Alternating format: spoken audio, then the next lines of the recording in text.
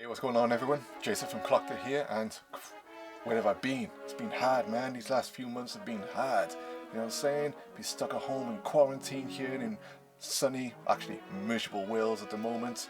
My PC broke. I got 5 kids to feed. Man, I could roll off excuse after excuse after excuse. But yeah, my YouTube channel has been quiet, for the last few months. I apologize for that.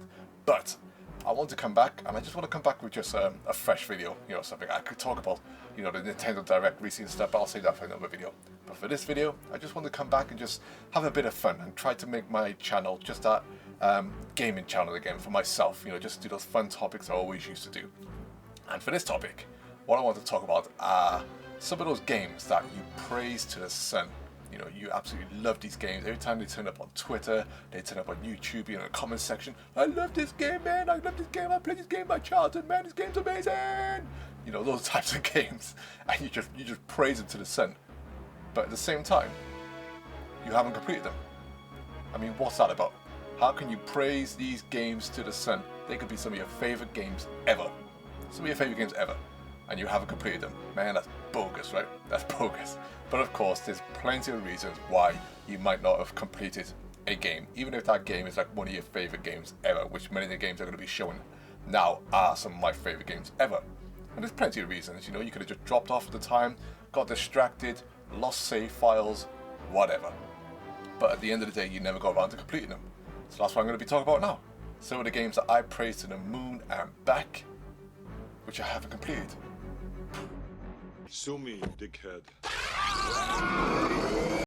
But anyway, yeah, these games, I just go over a few. I won't give an exact number. I'll just go over a few.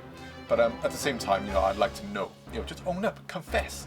It's okay to confess. Confess those games that you love and praise to the sun you haven't completed them. Don't worry about it, man. Don't worry about what other people say. Man, forget those fools. Repent, and thou shalt be saved. Confess those games in the comments section, and we could all have fun with this together.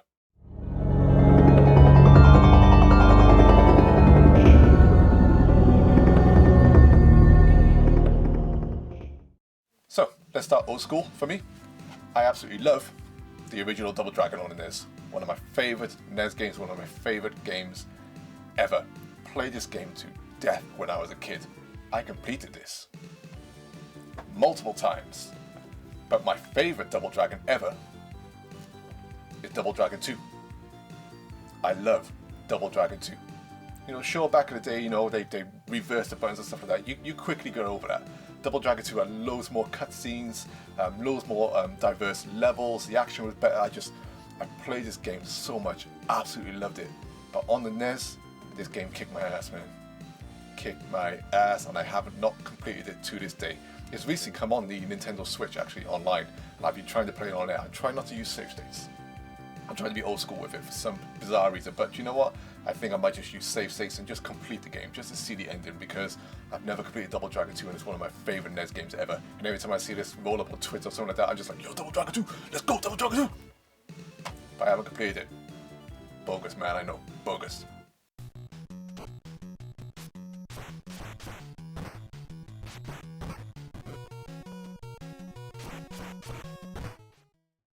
Next game I'm going to talk about, I talk about this game all the time. Every time I mention it, the N64. It's one of my favorite N64 games. Body Harvest. I love Body Harvest so much. I played this game so much. DMA, design and stuff. You've known it as Rockstar now, GTA and stuff like that. But they've done loads of games as they were DMA.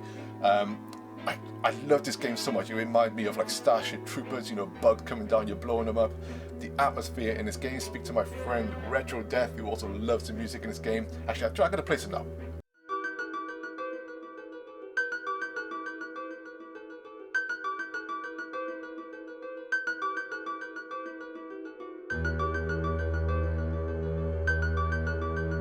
But yeah, this game is just full on open world. You get loads of vehicles.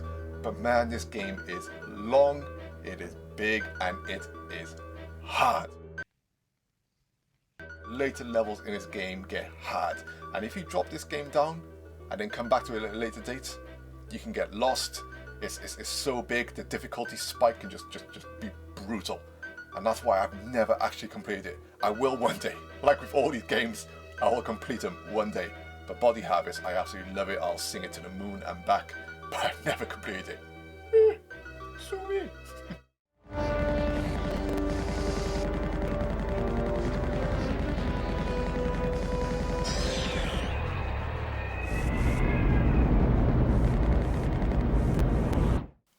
One of my favourite series ever is Road Rash. I first started playing on the Sega Mega Drive, played the original, loved the original, I completed the original. But my second favourite Road Rash ever, and the only one I haven't completed out of all the Road Rash games I've played, is Road Rash 2 on the Sega Mega Drive. And this game is probably in my top 10 Sega Mega Drive games. In top 10 Sega Mega Drive games, I absolutely love Road Rash. I had like these little novels for them. I couldn't find them for this video, but I had these novels for Road Rash, proper stories and stuff. I just fell in love. This made me want to have a motorbike, a dream which haven't come true yet. But Road Rash 2, I love. Played it hard, but I never completed it. Never completed it. It's a type of game you just sit down, go through all the levels, upgrade your bike, and the levels on the race can get quite long and quite difficult. But I just never got. I got quite far. I probably got to like level 4 or something like that in this Road Rash. But I never fully completed it. I don't know if I ever will. As much as I love this game, I don't know if I have the patience anymore to sit down and play it through to the end. But maybe I'll try one day. But yeah, Road Rash 2, love it. Never completed it.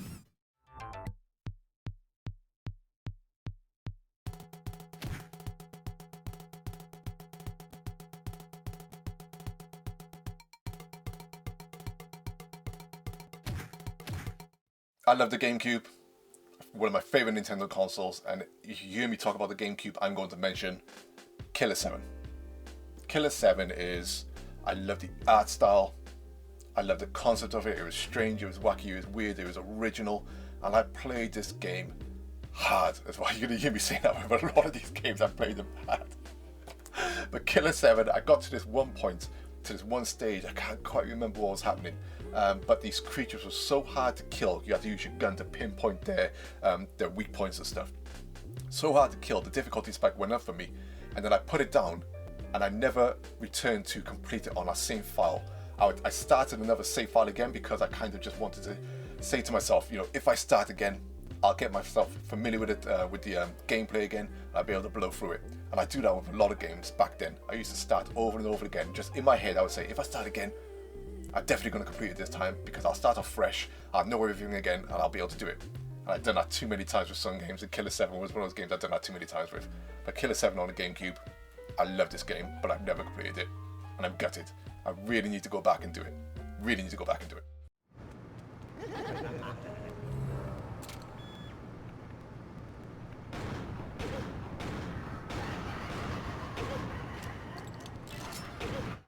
The next games I want to talk about, I say games because I'm going to lump in 2 games at once, and that's Final Fantasy Tactics on the Game Boy Advance and Final Fantasy Tactics on the PS1. Both of these games I absolutely love them. This game here, when I went traveling around the world with my girlfriend at the time, who's not my wife, I had my Game Boy Advance SP, my NES Edition SP, and this was one of the games I took with me, and I played it so much. It's beautiful on the Game Boy Advance. This game I got later on the PS1, probably it was after the PS1 was dead because I went back and bought some games, but it was way back like the early 2000s I got this game, and I just loved it. I loved the art style, the music, the story, the characters. You know, both these games are amazing, and I'll praise them to the moon and back. Some of my favourite games, some of my favourite tactical RPGs. I love grid-based RPGs, and I haven't completed either of them. I'm ashamed. These 2 games, how can I not complete them? I will one day.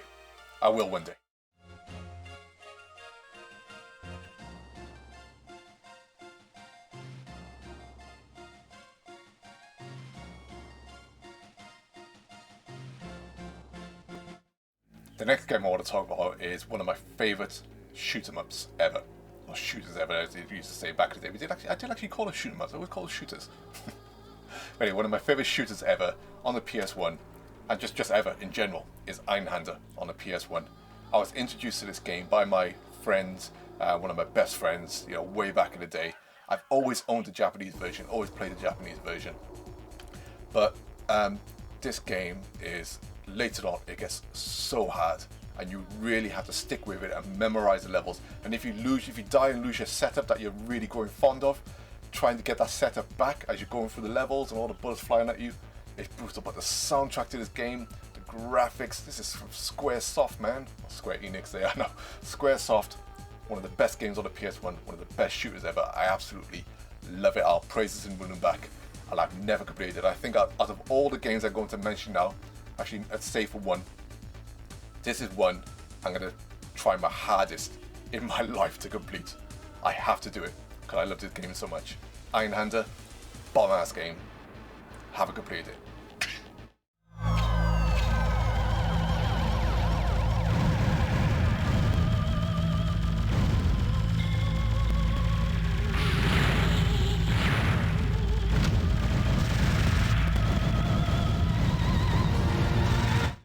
The next game I want to talk about is an old PC game. It's Morrowind, right? I absolutely love this game, and when I first got it for my PC, I was just absorbed, and I just lived and breathed this world. But when you spend most of your time in a starting village or just in a closer neighbouring villages where you're just killing people in their beds, stealing their clothes, or to be blown away that the town guards find out that you've been murdering people in their sleep and they kill you when you walk out of their house, in the morning and stuff. You know me on my channel, I'm always asking for games that give you more freedom, more interactivity to bring the world to life. This game gave me too much freedom. Too much freedom to the point where I didn't do anything of noteworthy because I was too busy messing around. And I'll rate Morrowind to the end of the world and back. I think it's a phenomenal game for this time. Staggering, the music was beautiful. I did actually get quite far. I probably got about halfway, no, I wouldn't even say halfway through the game, probably about got a quarter of the way through the game. But I just spent too much time messing around. Way too much time messing around. It just gave me too much freedom. Too much freedom, which is just stupid. But yeah, Morrowind, I haven't completed it. I doubt I ever will now, which is a shame.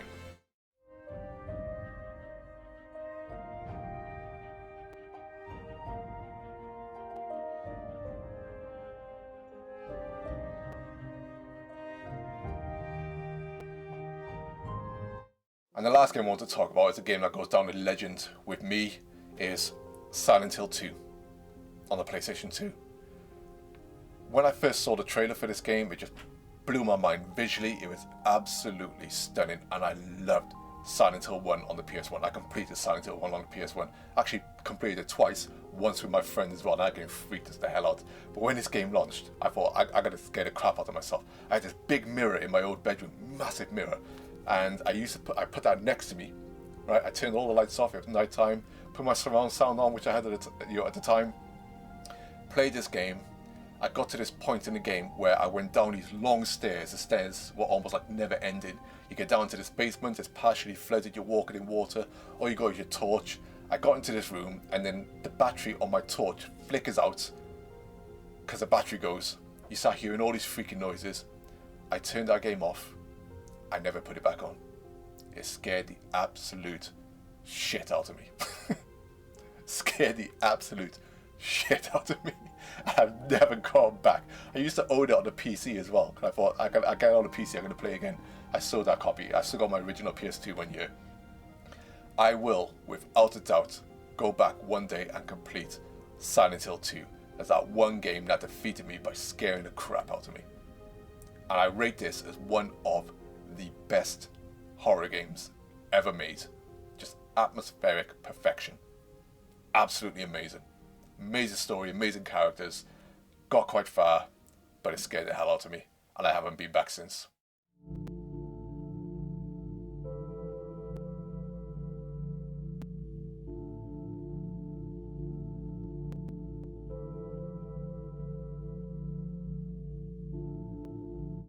So yeah, those are some of the games that I rate to the moon and back. Every time they're mentioned somewhere, you'll probably see me retweet, tweet, comment in the YouTube sections, whatever, about these games, because I absolutely love every single one of them, but I've never completed them. So like I said, what games do you praise to the moon and back and have not completed? Confess, people. It's only a bit of fun. Don't worry about what anyone says. Just confess. And that's one thing you'll find out about me and my channel. You know, if I have opinion on something, my opinion is going to be coming from a place of knowledge, experience with these games. I'm not going to lie about anything. What's the point? What's the point? If you haven't completed something, you haven't completed something. And if you got a fun story to it, you got a fun story to it as well. But yeah, let me know your thoughts on the video. Let me know what you have completed. Drop them in the comment section and I promise to reply to every single one of you, like I always do on all my videos. As always, thanks for listening. Take care everyone, and